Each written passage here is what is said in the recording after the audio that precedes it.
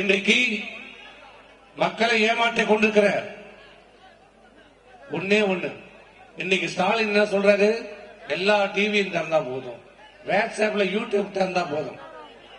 இந்தியாவை காக்க ஸ்டாலின் அழைக்கிறார், இந்தியாவை காக்க ஸ்டாலின் அழைக்கிறார், இந்தியாவை காக்க ஸ்டாலின் அழைக்கிறார்.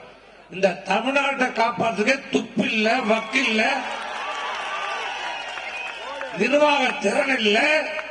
நாட்டில் என்ன நடக்கிறது ஒரு துப்பில்லாத ஒரு பொம்மை முதலமைச்சரை பெற்றிருக்கிற நீ இந்த நாட்டை இந்தியாவை காப்பாற்ற போறாரு.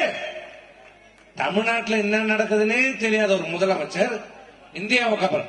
முதல்ல இந்தியாவில் எத்தனை மாநிலம் இருக்குன்னு தெரியுமா இந்த முதலமைச்சருக்கு?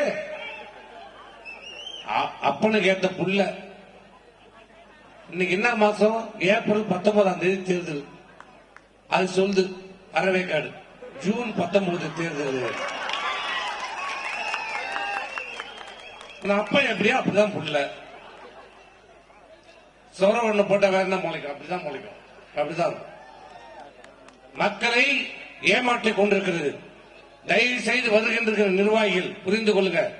3 ஆண்டு காலம் ஆட்சி நெருங்குகிறது. மோடியுடைய அரசு 10 ஆண்டு காலம் டெல்லியில் ஆண்டு கொண்டிருக்கிறார். இன்றைக்கு இந்த 10 ஆண்டு காலம், இந்த 3 ஆண்டு காலத்திலே மக்களுடைய பிரச்சனைகள் தீர்ந்திருக்கிறதா? விலைவாசி குறைந்திருக்கிறதா? வேலைவாய்ப்பு, இளைஞர்களுக்கு வேலைவாய்ப்பை ஏற்படுத்தியிருக்கிறாரா? மோடி என்ன சொன்னார்? ஆண்டுக்கு 2 கோடி பேருக்கு வேலைவாய்ப்பு தருவேன். ஸ்டாலின் என்ன சொன்னாரு?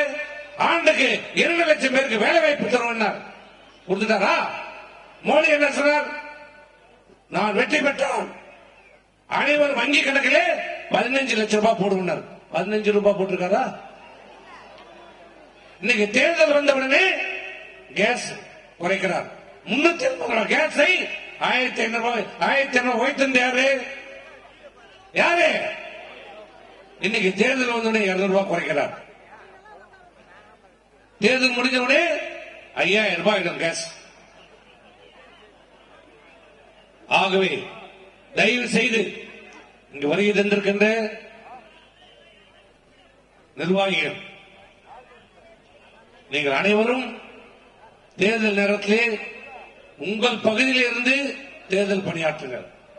தேசிய முற்போக்கு திராவிட கழக தலைமையிலான கூட்டணி வெற்றி பெற வேண்டும் என்றால், ஆட்சி அமைக்க வேண்டும் என்றால், இங்கே நம்முடைய வேட்பாளர், விழுப்புரம் நாடாளுமன்றத்துடைய வேட்பாளர், கழகத்துடைய வேட்பாளர், அம்மாவுடைய ஆட்சி பெற்ற வேட்பாளர், எடப்பாடியார் ஆட்சி பெற்ற வேட்பாளர், கேப்டன் அவருடைய ஆட்சி பெற்ற வேட்பாளர், அம்மையாருடைய அன்பையும் ஆதரவு பெற்ற வேட்பாளர் திரு ஜே பாக்கியராஜ் அவர்களுக்கு உங்களுடைய வாக்குகளை இரட்டை சின்னத்தில் வாக்களித்து வெற்றி பெற வைக்க வேண்டும் என்றும், ஆரணி தொகுதியுடைய வேட்பாளர் திரு கஜேந்திரன் அவர்களை இரட்டை சின்னத்தில் வாக்களித்து பெருவாரியான வாக்குகளை அளித்து வெற்றி பெற வைக்க வேண்டும் என்று கூறி பொறுமையாக இருந்த அனைத்து நிர்வாகிகளுக்கும் மீண்டும் ஒருமுறை நன்றி கூறி விடைபெறுகிறேன். நன்றி, வணக்கம்.